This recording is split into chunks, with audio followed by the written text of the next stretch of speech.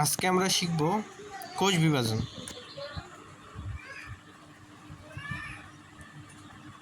Walter Fleming 1882 খ্রিস্টাব্দে সামুদ্রিক salamander টিটুরাস মেকুলোজা কোষে প্রথম কোষ বিভাজন লক্ষ্য করেন। ভাইয়া, কোথায় প্রথম কোষ বিভাজন লক্ষ্য করেন?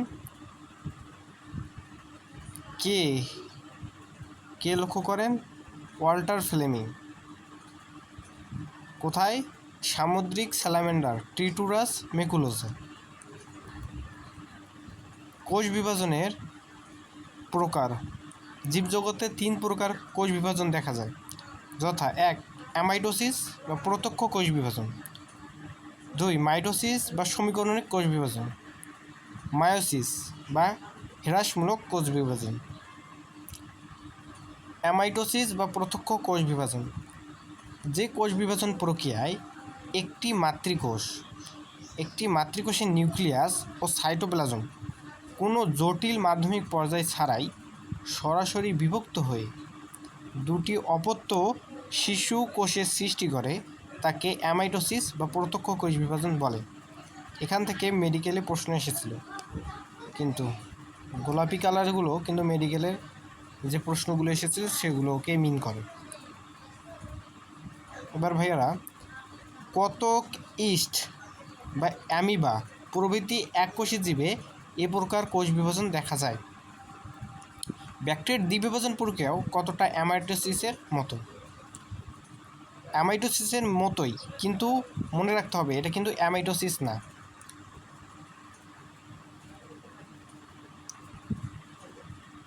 অ্যামাইটোসিসের মতোই কিন্তু অ্যামাইটোসিস না। উভয় প্রক্রিয়া প্রায় সমার্থক। অ্যামাইটোসিসের প্রক্রিয়ার তাৎপর্য। বিজ্ঞানী স্ট্রাসবার্গার 1892 মতে অ্যামাইটোসিস প্রক্রিয়া থেকেই জটিল ও উন্নত কোষ বিভাজন পদ্ধতির উৎপত্তি হয়েছে। অ্যামাইটোসিস প্রক্রিয়া থেকেই কোনো এককোষী জীবের সংখ্যা বৃদ্ধির ক্ষেত্রে এই প্রক্রিয়াটি অত্যন্ত ফলপ্রসূ এবং একমাত্র প্রক্রিয়া। এটা শুধু কোনো এককোষী জীবের ক্ষেত্রে এইটাই হচ্ছে তাদের বংশ সংখ্যা বৃদ্ধির একমাত্র উপায়। তাদের বংশকে কীভাবে টিকিয়ে রাখবে সেটাই এই প্রক্রিয়ার একমাত্র উপায় ছিল। 2. মাইটোসিস বা সমীকরণিক কোষ বিভাজন। নিউক্লিয়াসের বিভাজনকে বলা হয় কেরিকাইনেসিস এবং সাইটোজোমের বিভাজনকে বলা হয় সাইটোকাইনেসিস। এখানে দেখো ভাইয়া, নিউক্লিয়াসের বিভাজনকে বলা হয় কেরিকাইনেসিস, এটা মেডিকেল অ্যাডমিশনে এসেছিল।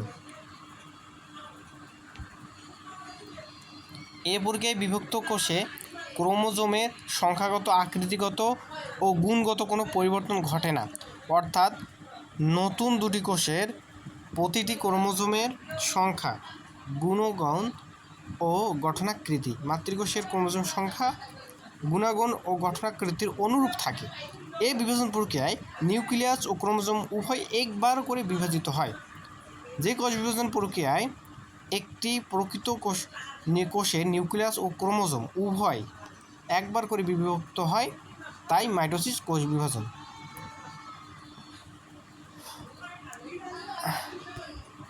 শ্লেইখার এর নাম দেন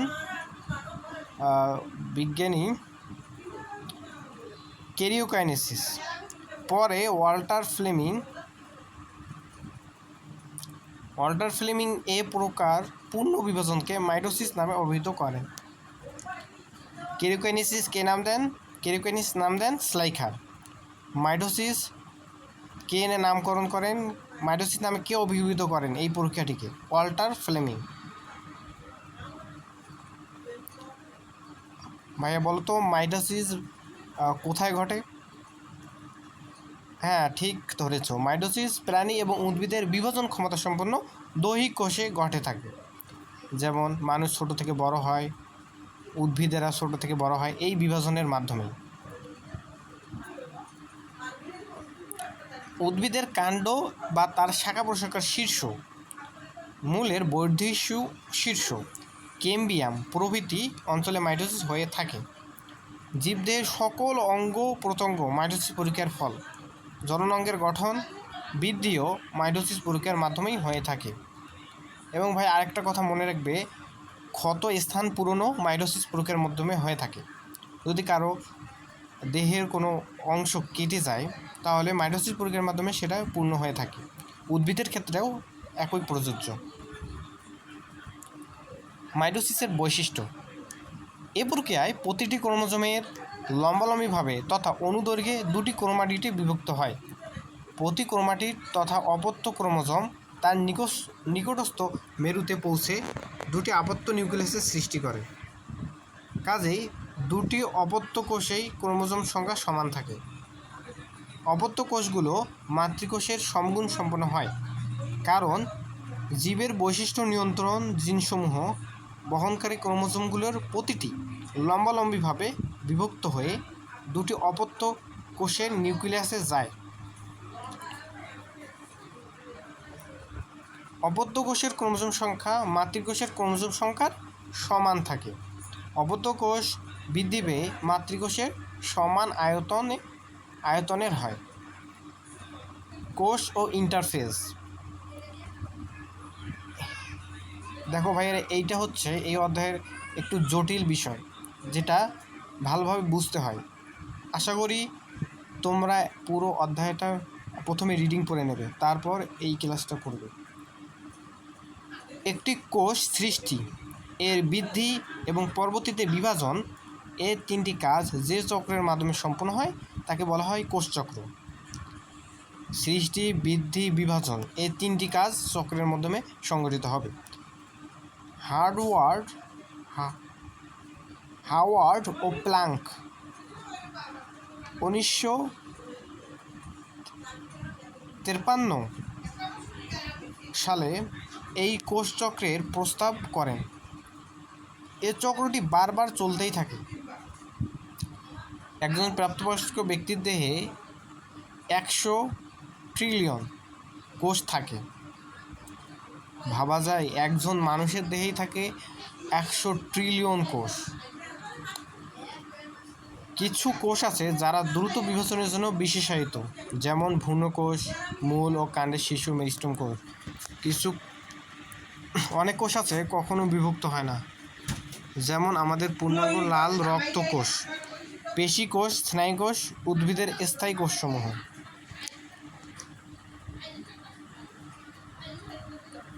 এটা কিন্তু ভাই ইম্পর্ট্যান্ট, এটা মেডিকেলে বারবারই চলে আসে। অনেক কোষ আছে কখনো বিভক্ত হয় না, কখনোই এগুলো বিভক্ত হয় না। কি কোষ? রেড ব্লাড সেল বা লোহিত রক্তকণিকা, লাল রক্তকোষ, পেশি কোষ, স্নায়ু কোষ, উদ্ভিদের স্থায়ী কোষসমূহ, এগুলো কখনোই বিভক্ত হয় না বা বিভাজিত হয় না। মজার ব্যাপার না, আমাদের যে লাল রক্ত কোষ আছে সেগুলো কখনোই বিভাজিত হয় না। পেশি কোষ, স্নায়ু কোষ, আমাদের মাথা থেকে শুরু করে পায়ের তালু পর্যন্ত এক ধরনের স্নায়ুকোষ থাকে, যেগুলো আমাদের ব্রেনের সিগন্যাল পাঠায়। সেই কোষগুলো কিন্তু বিভাজিত হয় না, এগুলো সময়ের সাথে সাথে বেড়েই থাকে।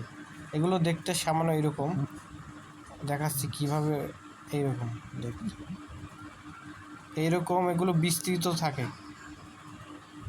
আর ভাইয়া প্রাণীদেহে সবচেয়ে বড় কোষ যেটা, সেটা হলো স্নায়ু কোষ।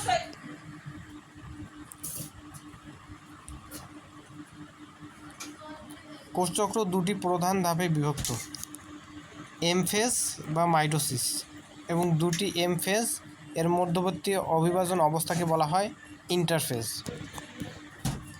কোষচক্রের মোট সময়ের মাত্র 5 থেকে 10 ভাগ ব্যয় হয় এম ফেজে, আর বাকি 90 থেকে 95 ভাগ সময় ব্যয় হয় ইন্টারফেজে। শুধু বিভাজিত যে ধাপটা, সেটাতে শুধু 5 থেকে 10 ভাগ সময় লাগে। আর দেখো ভাইয়া, শুধু 90 থেকে 95 ভাগ সময়ই লাগে ইন্টারফেজে। ইন্টারফেজ হলো প্রস্তুতির একটা ধাপ, এটা বলা যায় বিশ্রামের একটা ধাপ। বিশ্রাম নিতেই তার 90 থেকে 95 ভাগ সময় লাগে। তার মানে আমরা বলতে পারি কোষচক্র যে ইয়াটা সেটা হচ্ছে অনেক বড় আলসে, যে বিশ্রাম নিতে তার সময় লাগে 90 থেকে 95 ভাগ, আর সে বিভাজিত হয়, কোষ বিভাজিত হয়, ওইটা সময়টা হচ্ছে মাত্র 5 থেকে 10 ভাগ। একটি জেনেটিক প্রোগ্রাম দ্বারা কোষচক্র নিয়ন্ত্রিত হয়। অভ্যন্তরীণ উদ্দীপনা প্রদান করে সাইক্লিন সিডিকে যৌগ। কোষের মধ্যে বিদ্যমান থাকা কিছু যৌগ রয়েছে যেগুলো কিনা কোষচক্রকে নিয়ন্ত্রণ করে, যেমন সাইক্লিন সিডিকে, গ্রোথ ফ্যাক্টর জিএফ, তারপর এখানে আরও দেখা যাবে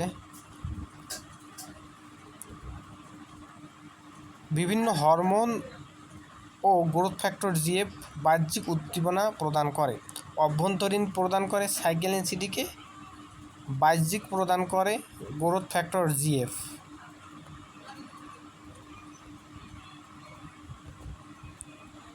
গ্রোথ ফ্যাক্টরকে সংক্ষেপে জিএফ বলে। কিন্তু বোন ম্যারোতে লোহিত রক্তকণিকা কোষের সংখ্যা বৃদ্ধির জন্য কিডনি এরিথ্রোপ্রোটিন তৈরি করে। কিডনি এরিথ্রোপ্রোটিন তৈরি করে। বোন ম্যারোতে লোহিত রক্তকণিকা কোষের সংখ্যা বৃদ্ধির জন্য কিডনি এরিথ্রোপ্রোটিন তৈরি করে।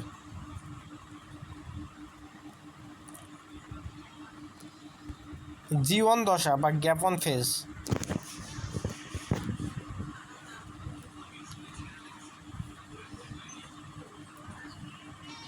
একটি কোষ পরবর্তীতে বিভাজন প্রক্রিয়ায় অংশগ্রহণ করবে কিনা তার সিদ্ধান্ত নেয় G1 উপপর্যায়ে। এই G1 উপপর্যায়ে সিদ্ধান্ত নেওয়া হয়। তো G1 প্রথমেই সাইক্লিন নামক এক প্রকার প্রোটিন তৈরি হয়, যা সিডিকে অর্থাৎ সাইক্লিন ডিপেন্ডেন্ট কাইনেজ এর সাথে যুক্ত হয়ে সমগ্র প্রক্রিয়ায় গতি ত্বরান্বিত ও নিয়ন্ত্রণ করে। সিডিকে ফসফোরাইলেশন প্রক্রিয়া নিয়ন্ত্রণ করে। এ সময় প্রয়োজনীয় অন্যান্য প্রোটিন, আরএনএ এবং ডিএনএ রেপ্লিকেশনের সকল উপাদান তৈরি হয়। যে কোষটি আর বিভাজিত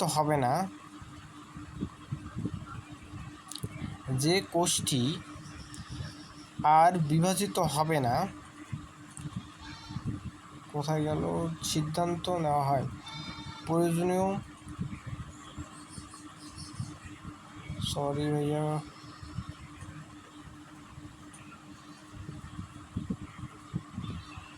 সাইক্লিন নামক এক প্রকার প্রোটিন তৈরি হয়, সিডিকে বা সাইক্লিন ডিপেন্ডেন্ট কাইনেজ এর সাথে যুক্ত হয়ে সমগ্র প্রক্রিয়ায় গতি ত্বরান্বিত ও নিয়ন্ত্রণ করে।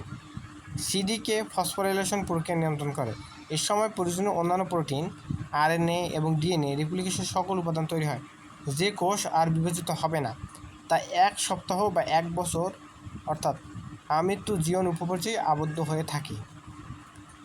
যদি এই পর্যায়ে কোষ বিভাজিত না হয় সেটি 1 সপ্তাহ, 1 বছর বা আজীবন আমৃত্যু এই উপপর্যায়ে আবদ্ধ হয়ে থাকে। অর্থাৎ ভাইয়া আমৃত্যু অর্থাৎ হচ্ছে কোনো কোষ কিন্তু মারা যায়। এখান থেকে বোঝা যাচ্ছে কোষগুলো আমাদের প্রতিনিয়ত মারা যাচ্ছে এবং নতুন করে তৈরি হচ্ছে। মোট কোষ চক্রে 30 থেকে 40% সময় এ উপপর্যায়ে ব্যয় হয়। এ উপপর্যায়ে কোষচক্রে 30 থেকে 40 সময় এ উপপর্যায়ে ব্যয় হয়। সিদ্ধান্তই নিতে থাকে। এই পর্যায়টা মূলত সিদ্ধান্ত নেওয়ার পর্যায়। সিদ্ধান্ত নিতেই কোষচক্রের সময় লাগে 30 থেকে 40% সময়। এস দশা বা এস সাইন্থেসিস। এই পর্যায়ে প্রধানত কাজ হলো নিউক্লিয়াসে ক্রোমোজোমস্থ ডিএনএ সূত্রের রেপ্লিকেশন। এটা হলো তার প্রধান কাজ। তবে এর আরও একটা কাজ হচ্ছে বিভিন্ন ধরনের প্রোটিন, ডিএনএ এগুলোকে সংশ্লেষণ করা, সাইন্থেসিস বা সংশ্লেষণ করা বা তৈরি করা। পরবর্তীতে উপপর্যায়ে প্রবেশের আগে ডিএনএ রেপ্লিকেশন সম্পন্ন হয়। এ সময় হিস্টোন প্রোটিন সংশ্লেষ হয়। এই উপপর্যায়ে সময় ব্যয় হয় মোট সময়ের 30 থেকে 50 ভাগ। এস দশায় মোট সময়ের 30 থেকে 50 ভাগ সময় ব্যয়িত হয় এস দশায়। ডিএনএ সংশ্লেষণ ঘটে এস দশায়। ডিএনএ সংশ্লেষণ ঘটে কোথায়? ডিএনএ সংশ্লেষণ ঘটে এস দশায়। G2 দশা বা গ্যাপ টু ফেজ। এ উপপর্যায়ে প্রধান কাজ হলো মাইক্রোটিউবুল গঠনকারী পদার্থ সংশ্লেষণ, যা দিয়ে মাইটোসিস পর্যায়ে স্পিন্ডল তন্তু তৈরি হবে। সেন্ট্রোজোম মাইক্রোটিউবিউল তৈরির সূচনা করে। G2 থেকে প্রয়োজনীয় শক্তি এটিপি তৈরি হয়। বিভাজন প্রক্রিয়ার জন্য প্রয়োজনীয় শক্তি এটিপি তৈরি হয় G2 দশায়। G2 থেকে মাইটোসিসে প্রবেশ করতে হলে ম্যাচুরেশন প্রমোটিং ফ্যাক্টর MPF নামক প্রোটিনের প্রয়োজন পড়ে। মোট সময়ের 10 থেকে 12 ভাগ এই উপপর্যায়ে ব্যয় হয়। 10 থেকে 12 ভাগ এই উপপর্যায়ে বের হয়।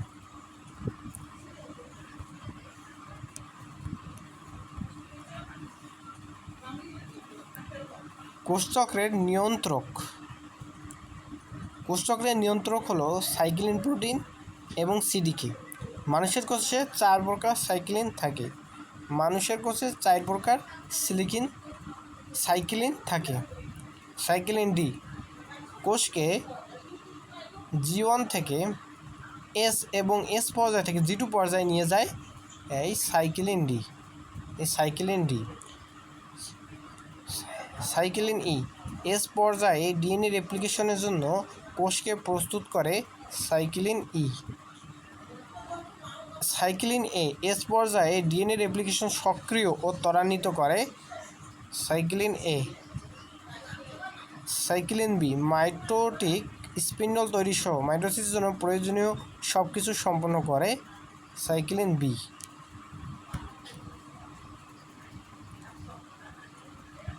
সি উডসিন এর ডিমের প্রোটিন সংশ্লেষণ নিয়ে কাজ করতে গিয়ে টিমোথি হান্ট দৈবক্রমে বা অপ্রত্যাশিতভাবে সাইক্লিন প্রোটিন তিনি এই নাম দেন আবিষ্কার করেন। সি উডসিন এর ডিমের প্রোটিন সংশ্লেষণ নিয়ে কাজ করতে গিয়ে টিমোথি হান্ট দৈবক্রমে বা অপ্রত্যাশিতভাবে সাইক্লিন প্রোটিন আবিষ্কার করেন এবং তিনি এর নাম দিয়েছিলেন। জীবনে ইন্টারফেজের গুরুত্ব। কোষটি পরবর্তী কোষ বিভাজনে অংশগ্রহণ করবে কিনা তা ইন্টারফেজের প্রথম দিকেই ঠিক হয়। পরবর্তী কোষ বিভাজনের জন্য প্রোটিন, আরএনএ ও ডিএনএ রেপ্লিকেশন সকল উপাদান তৈরি হয়। ডিএনএ রেপ্লিকেটেড হয়। কোষ বিভাজনের প্রয়োজনীয় স্পিন্ডল তন্তু তৈরির জন্য মাইক্রোটিউবুল সৃষ্টি হয়। কোষ বিভাজনের প্রয়োজনীয় শক্তি এটিপি তৈরি হয়। ইন্টারফেজ পর্যায়ে না থাকলে বিভাজন পর্যায় সম্পন্ন হবে না। বিভাজন প্রক্রিয়া না থাকলে কোষের সংখ্যা বৃদ্ধি হবে না। কোষের সংখ্যা বৃদ্ধি, জীবনের পুনর্গঠন ও বিকাশ হবে না, অর্থাৎ নতুন জীবই সৃষ্টি হবে না। কোষচক্রের মোট সময়ের মাত্র 5 থেকে 10 ভাগ সময় ব্যয় হয় মাইটোটিক ফেজের জন্য। স্তন্যপায়ীদের কোষচক্র মাইটোটিক দশা 1 থেকে 1.5 ঘন্টা স্থায়ী হয়। এভাবেই ইন্টারফেজ থেকে মেটাফেজ থেকে ইন্টারফেজ চক্রাকারে চলতে থাকে। ভাইয়া বলো তো ইন্টারফেজের সময়কাল কত আর মেটাফেজের সময়কাল কত? আমরা কিছুক্ষণ আগেই পড়ে এসেছি। ইন্টারফেজের সময়কাল হলো 90 থেকে 95 আর মেটাফেজ হলো 5 থেকে 10 বা 10 থেকে, এখানে দেওয়া আছে 90 থেকে 95 হলো ইন্টারফেজের এবং মাইটোসিসের হলো 5 থেকে 10% সময়।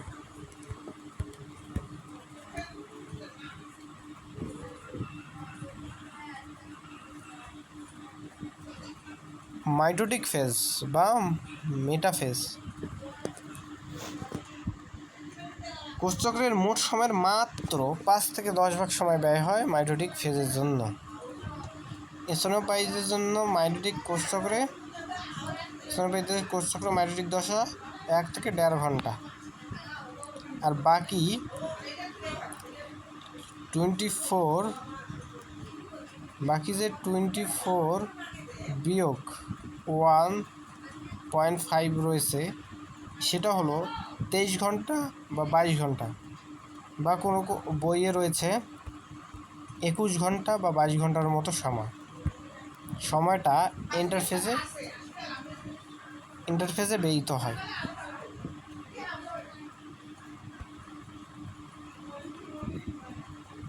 এভাবেই ইন্টারফেজ থেকে মেটাফেজ থেকে ইন্টারফেজ চক্রাকারে চলতে থাকে।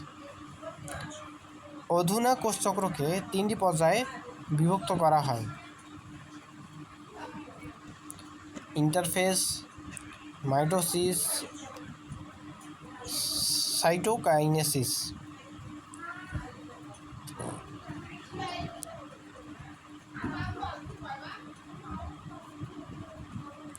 ইন্টারফেজ এবং মেটাফেজের মধ্যে পার্থক্য: এটি কোষ বিভাজনের প্রস্তুতি দশা, এটি কোষের প্রকৃত বিভাজন দশা। মেটাফেজ কোষচক্রের 90 থেকে 95 ভাগ সময় লাগে ইন্টারফেজে, মাত্র 5 থেকে 10% সময় লাগে মেটাফেজে। সংগঠনের সংখ্যাগত বৃদ্ধি ঘটে। কোষীয় সংগঠনের বৃদ্ধি ও সংখ্যাগত বৃদ্ধি ঘটে। এখানে কোষীয় সংগঠনের বিস্তার ও বিভাজন ঘটে।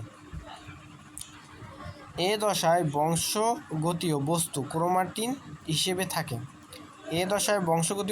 ক্রোমোজোম হিসেবে থাকে। এগুলো কিন্তু ভাইয়া মনে রাখতে হবে, এই পার্থক্যগুলো। এখান থেকে প্রশ্ন আসার সম্ভাবনা অনেক বেশি। মাইটোসিস কোষ বিভাজনে মাতৃকোষের নিউক্লিয়াস থেকে 2টি আবদ্ধ নিউক্লিয়াসের সৃষ্টি হওয়াকে কেরিওকাইনেসিস বলে। আর সাইটোকাইনেসিস তো আমরা জানি, সাইটোপ্লাজমের বিভাজনকে সাইটোকাইনেসিস বলে।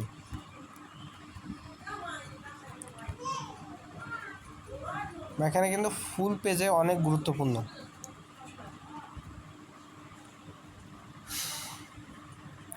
এটি মাইটোসিসের সবচেয়ে দীর্ঘস্থায়ী পর্যায়। কোনটি? প্রোফেজ। মাইটোসিসের বিভিন্ন পর্যায়। 1 নম্বর পর্যায়টি হলো প্রোফেজ। এরকম 5টি দশা বা পর্যায় রয়েছে: প্রোফেজ, প্রোমেটাফেজ,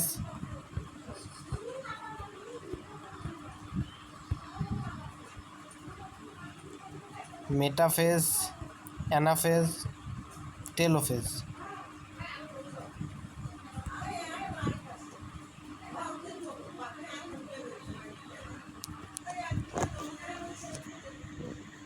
প্রথমে আমরা প্রোফেজ।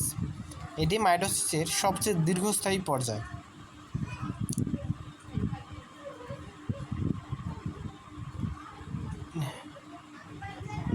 নিউক্লিয়াস আকারে অনেক বড়, এটা কিন্তু ইম্পর্টেন্ট। নিউক্লিয়াস আকারে অনেক বড়। নিউক্লিয়াস বিশেষ করে ক্রোমোজোমগুলোতে জল বিয়োজন ঘটে শুরু হয়। রং ধারণ ক্ষমতা বেশি, ক্রমাগত খাটো মোটা হয়। এই পর্যায়ে শেষের দিকে নিউক্লিওলাস ও নিউক্লিয়ার এনভেলপের বিলুপ্তি ঘটতে থাকে। সাইক্লিন ডেভেলপমেন্ট কাইনেস সিডিকে কর্তৃক কতক প্রোটিনের ফসফোরাইলেশনের কারণে ক্রোমোজোমের সংকোচন শুরু হয় এবং কতক প্রোটিনের ফসফোরাইলেশনের কারণে নিউক্লিয়ার এনভেলপের বিলুপ্ত ঘটতে থাকে। এই পর্যায়ে স্পিন্ডল তন্তু সৃষ্টির সূচনা ঘটে প্রাণী কোষে সেন্ট্রিওল থেকে স্পিন্ডল তন্তু সৃষ্টি হলেও উদ্ভিদ কোষে মাইক্রোটিউবিউলস থেকে। সাধারণত উদ্ভিদ কোষে সেন্ট্রিওল থাকে না, স্পিন্ডল তন্তুর সৃষ্টি হয়। প্রোমেটাফেজ, এটি স্বল্পস্থায়ী পর্যায়।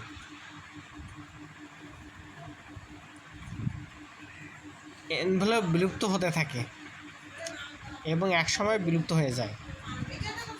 এই পর্যায়ে নিউক্লিয়াসেরও বিলুপ্তি ঘটে। স্পিন্ডল যন্ত্রের দুই মেরুর অঞ্চলকে ইকুয়েটর বা বিষুবীয় অঞ্চল বলা হয়। স্পিন্ডল যন্ত্রের দু মেরুর মধ্যবর্তী অঞ্চলকে ইকুয়েটর বা বিষুবীয় অঞ্চল বলা হয়। এদেরকে স্পিন্ডল ফাইবার বলা হয়।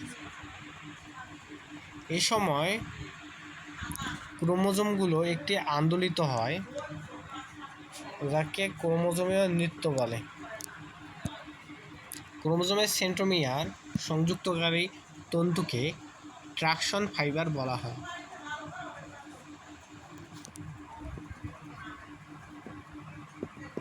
কোষের এ অঞ্চল মাইটোসিসের জন্য মাইক্রোটিউবিউলস ব্যবস্থা করে।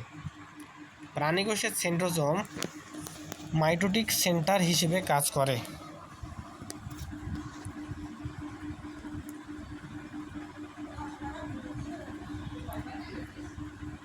স্পিন্ডল ফাইবার সেন্ট্রোমিয়ারের কাইনেটোকোরের মোটর প্রোটিনে সংযুক্ত হয়। ক্রোমোজোম মাইক্রোটিউবিউলস ধরে চলতে থাকে।